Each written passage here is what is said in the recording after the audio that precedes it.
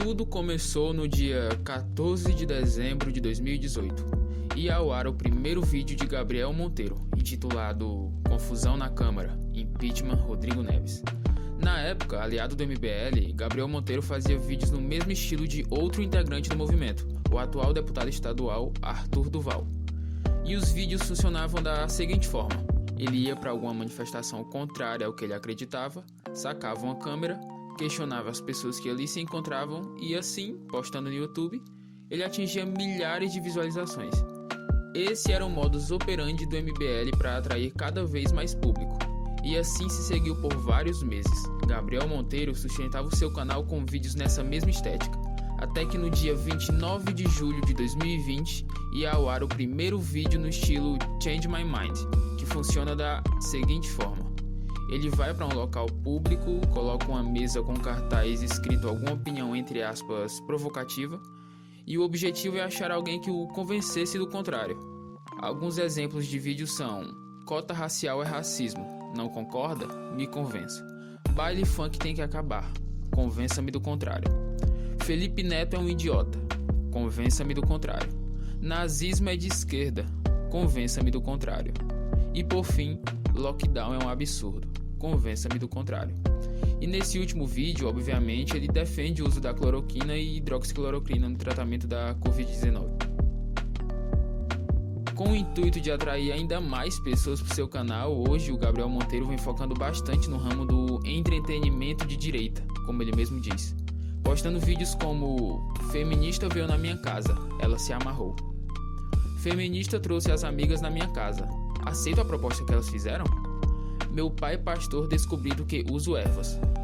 E por último, mas não menos importante, confessei que sou gay? Respondi tudo, revelações. Mas, bem, não são esses vídeos que eu quero comentar, até porque não tenho o que comentar. E sim os vídeos Change My Mind ou Convença-me do Contrário. Vídeos que eu acho que o Gabriel consegue expor mais facilmente as suas opiniões. E para isso eu vou comentar o vídeo Bolsonaro é um bom presidente, convença-me do contrário. Bom, o vídeo começa e a primeira pessoa que senta para debater com o Gabriel não aparenta ter nenhum preparo, então eu preferi nem comentar. Vamos para a próxima. O federal hoje é ruim para a gente. Acho que ele deveria, ser menos preconceituoso, entendeu? Com as pessoas do gênero, da opção sexual. Eu acho que isso deveria mudar. Quantos gays Jair Bolsonaro já matou? Quantos negros Jair Bolsonaro já matou? Quantas mulheres Jair Bolsonaro já matou? Quantos índios Jair Bolsonaro já matou? Quantos índios, negros, gays, feministas Jair Bolsonaro já matou, já mandou matar, já lesionou? Para responder isso, é importante deixar bem claro que preconceito não está introduzido apenas no ato de matar ou lesionar a vítima, apesar de essas ações serem as ações mais graves. Bolsonaro, como um político, atual presidente do Brasil e com mais de 30 anos de vida pública, possui algo muito mais poderoso em suas mãos. Ele possui um discurso pautado ideologicamente em diversas falas de cunho homofóbico e possui também diversos eleitores fanáticos, que, ao contrário do presidente, podem exercer sua homofobia de uma forma um pouco mais anônima.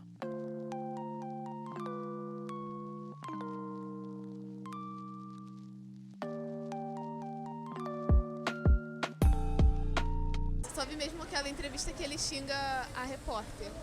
No caso, o qual você citou, não é uma repórter, é uma deputada, a Maria do Rosário. Eu continuo achando que essa mulher está se referindo não ao vídeo do Bolsonaro xingando a Maria do Rosário, e sim do Bolsonaro xingando uma repórter da Rede TV, mas...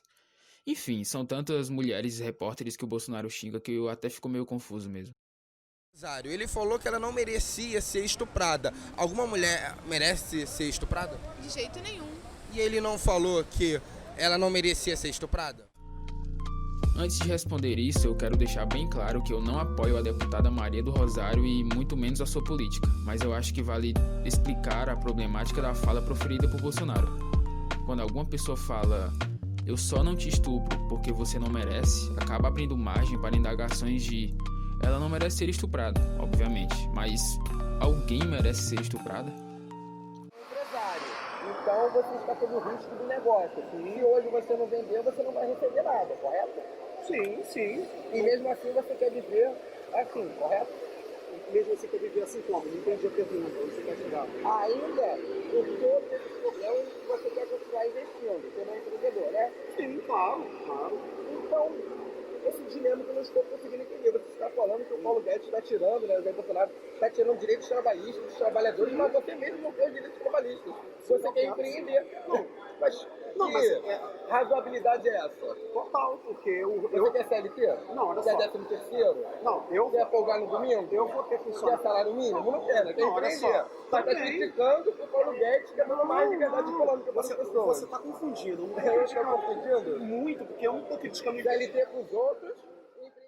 Essa comparação que ele está tentando estabelecer é entre um trabalhador com direitos trabalhistas e um comerciante sem direitos trabalhistas. E, bom, não precisa pensar muito para chegar à conclusão de que essa comparação não faz o menor sentido.